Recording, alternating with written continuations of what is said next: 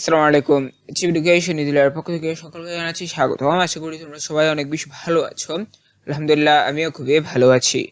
আজকে আমি আলোচনা করব সপ্তম শ্রেণীর বাংলা বিষয়ের বার্ষিক পরীক্ষার প্রশ্নের মানবন্টনটি নিয়ে। এর আগে আমি কিন্তু বার্ষিক পরীক্ষার যে সিলেবাসটি রয়েছে বাংলা বিষয় সেটা নিয়ে আলোচনা করেছিলাম। তো দেখো এখানে হচ্ছে সিলেবাসটি। এখন আমরা একটু নিচে গিয়ে যে প্রশ্নের ধারা মানবন্টন আছে সেখানে যাই। তোমরা কিন্তু জানো তোমাদের দুটি মূল্যায়ন হবে, একটি হচ্ছে সামষ্টিক আর একটি হচ্ছে সমকালীন।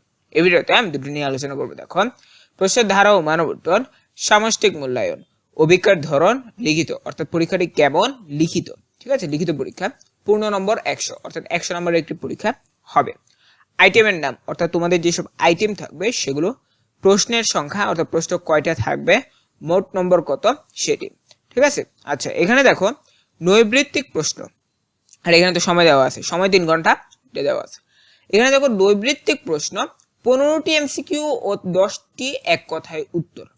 15টি এমসিকিউ ও 10টি এক কথায় উত্তর, অর্থাৎ তোমাদের প্রশ্ন থাকবে এখানে নৈবৃত্তিক প্রশ্নের মধ্যে 15টা এমসিকিউ থাকবে, অর্থাৎ অপশন দেওয়া থাকবে, এবং 10টি এক কথায় উত্তর থাকবে, অর্থাৎ এখানে কোনো অপশন থাকবে না। প্রশ্ন থাকবে 25টা, মোট নম্বর 1 × 25 = 25, অর্থাৎ 25টাই কিন্তু আনসার করতে হবে। তাহলে তোমাদের একটা প্রশ্নের বিপরীতে তোমরা পাবে 1 নম্বর। এরপর হচ্ছে সংক্ষিপ্ত উত্তর প্রশ্ন, শর্ট কোয়েশ্চেন, 10টি থেকে 10টির উত্তর দিতে হবে, অর্থাৎ 10টা থাকবে, 10টারই উত্তর দিতে হবে। প্রশ্নের সংখ্যা থাকবে কয়টা? 10টা। মোট নম্বর একটা প্রশ্নের বিপরীতে তোমার থাকবে 2, 2 × 10 = 20, ঠিক আছে। তাহলে দেখে নিলে এখানে হচ্ছে তোমাদের এতটুকু। এরপরে দেখো নিচে রয়েছে রচনামূলক প্রশ্ন, দৃশ্যপটবিহীন। দৃশ্যপটবিহীন মানে কি? এখানে উদ্দীপক থাকবে না, এটা হচ্ছে as type question without situational, অর্থাৎ দৃশ্যপট বা উদ্দীপক ছাড়া। এখানে 5টা থাকবে, 5টা থেকে তোমাকে 3টা উত্তর দিতে হবে। তাহলে এখানে প্রশ্নের সংখ্যা থাকবে 3টা, 5টা থাকবে, তোমাকে 3টা উত্তর দিতে হবে আর কি।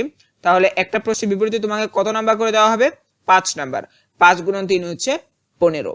এরপর হচ্ছে রচনামূলক প্রশ্ন, দৃশ্যপট নির্ভর, অর্থাৎ দৃশ্যপটের উপর নির্ভর করে তোমাকে উত্তর দিতে হবে 60টি থেকে 5টি, 60টি থেকে 5টি, অর্থাৎ থাকবে 60টি, তোমাকে উত্তর দিতে হবে 5টির। এটার ইংলিশ হচ্ছে এসে টাইপ কোশ্চেন সিচুয়েশনাল। প্রতিটি দৃশ্যপটের বিপরীতে 2টি অংশ থাকবে। দৃশ্যপট নির্ভর মানে হচ্ছে তোমাকে উদ্দীপক দেওয়া থাকবে, তাহলে প্রতিটা উদ্দীপকের বিপরীতে অবশ্যই প্রশ্ন থাকবে। তাহলে কয়টা প্রশ্ন থাকবে? 2টি অংশ বা প্রশ্ন থাকবে, ঠিক আছে। তাহলে একটা প্রশ্নের নাম মার্ক কত? দেখো তোমাকে আনসার করতে হবে 5টা। তাহলে একটা প্রশ্নের বিপরীতে তোমাকে দিচ্ছে 8 নম্বর, অর্থাৎ রচনামূলক প্রশ্ন একটা বিপরীতে হচ্ছে 8। তাহলে একটা দৃশ্যপটের বিপরীতে যদি 2টি অংশ থাকে তাহলে তোমার একটা অংশের জন্য হচ্ছে 4, আরেকটা অংশের জন্য হচ্ছে 4, তাহলে 4 + 4 হচ্ছে 8, আর এখানে হচ্ছে তোমার 5টা আনসার করতে হবে। 8 × 5 হচ্ছে 40। তোমরা এগুলো আরো বিস্তারিত বুঝতে পারবে যখন তোমরা নমুনা প্রশ্নটি দেখবে। দেখো তাহলে এখানে 15, 40, এরপরে এখানে 25, 20 এগুলোকে যখন যোগ করবে তখন মোট দাঁড়াবে 100, এবং সময় কত? সময় হচ্ছে 3 ঘন্টা। তো তোমরা দেখে নিলে যে তোমাদের সামষ্টিক মূল্যায়নের যে মানবন্টনটি রয়েছে সেটি কেমন হবে। তোমাদের যদি এই বিষয়ে কোনো প্রশ্ন থাকে সেটি তোমরা কমেন্ট বক্সে করতে পারো। এরপরে দেখো এখানে বলা হয়েছে 100 নম্বরের মধ্যে শিক্ষার্থীর প্রাপ্ত নম্বরকে 70%-এ কনভার্ট করা হবে, অর্থাৎ এখান থেকে তোমাদেরকে, এখন মনে করো তুমি 100তে 100 পাইলে তোমাকে 100 দিবে না, দিবে কত? 70%।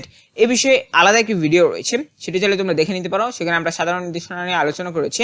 থাম্বনেইলে কিন্তু তোমরা দেখতে পাচ্ছ যে এই থাম্বনেইলে একটি ভিডিও রয়েছে আমাদের চ্যানেলে, সেটা তোমরা দেখে আসলে আশা করি বিষয়টা বুঝতে পারবে যে আসলে এই বিষয়টা কি হবে। পাশাপাশি এই যে ভিডিওটি সেটা কিন্তু আই বাটন দিয়ে দেওয়া রয়েছে, তোমরা সেখানে ক্লিক করে দেখে নিতে পারো। আর তাছাড়া এন্ড স্ক্রিনে দেওয়াই থাকবে। তাছাড়া এর লিংক কমেন্ট বক্সে দেওয়া আছে, ডেসক্রিপশন বক্সে কিন্তু দিয়ে দেওয়া রয়েছে।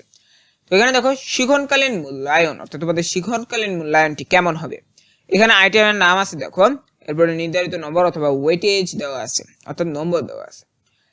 এখানে দেখো তোমাদের এখানে অ্যাসাইনমেন্ট অথবা ব্যবহারিক কাজ দেওয়া হবে, অ্যাসাইনমেন্ট আর প্র্যাকটিক্যাল ওয়ার্ক, একটি করে নমুনা সহ একটা নমুনা দেওয়া হবে যে আসলে এটা কেমন হবে এরকম। তো এখানে থাকবে 10 নাম্বার। অনুসন্ধানমূলক কাজ, প্রকল্প, প্রতিবেদন উপস্থাপন, inventory work, project work, proposal, report, presentation, একটি করে নমুনা সহ। তো এগুলো হচ্ছে দেওয়া হবে, তবে এখানে একটি করে নমুনা দেবে আসলে কাজটা কেমন হবে। তো তোমাদের কি থাকবে? অনুসন্ধানমূলক কাজকে অনুসন্ধান করে বের করতে হয়, প্রকল্প, একটা কাজ কিভাবে করতে হয়, প্রতিবেদন উপস্থাপন, কাজটির মাধ্যমে আমরা কি জানতে পারলাম, এগুলো। তো এটার জন্য থাকবে 10 নাম্বার।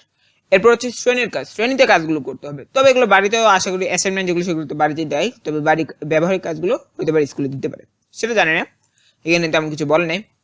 এরপর দেখো শ্রেণীর কাজ, পাঠ্যপুস্তকের সন্নিবেশিত একক ও দলগত কাজ, ছক পূরণ, বক্স পূরণ, ফ্লোচার্ট অঙ্কন, একটি করে নমুনা সহ, অর্থাৎ নমুনা দিয়ে দেওয়া হবে যে তোমরা আসলে কিভাবে ছকটি পূরণ করবে। তো তোমাদের শ্রেণীর কাজগুলো হচ্ছে তোমাদের বইয়ে যতগুলো একক কাজ আছে, দলগত কাজ আছে, ছক পূরণ আছে, বক্স পূরণ আছে, ফ্লোচার্ট আছে, সেগুলো অঙ্কন করা, সেগুলো কাজ করা আর কি। তো নির্ধারিত নম্বর হচ্ছে 10, তো সবগুলো মিলে এখানে হচ্ছে 30 নম্বর। তাহলে শিক্ষণকালীন মূল্যায়ন কত হবে? 30 নম্বর। তো তোমরা দেখে নিলে যে তোমাদের সামষ্টিক মূল্যায়ন এবং সামষ্টিক মূল্যায়নে তোমাদের আসলে মূল্যায়নটা কিভাবে হবে, শিক্ষণকালীন এবং সামষ্টিক মূল্যায়নে তোমরা প্রশ্নের ধারা এবং মানবন্টনটি দেখে নিলে। এর আগে কিন্তু আমি সিলেবাসটি নিয়ে আলোচনা করেছি, তো পরবর্তী আরেকটি ভিডিওতে আমরা এই নমুনা প্রশ্নটা অর্থাৎ নমুনাটা কেমন হবে সেটা নিয়ে আলোচনা করব। তো পরবর্তী ভিডিও দেখার আমন্ত্রণ জানিয়ে আমি আজকের মতো এখানেই শেষ করছি। আসসালামু আলাইকুম ওয়া রাহমাতুল্লাহ।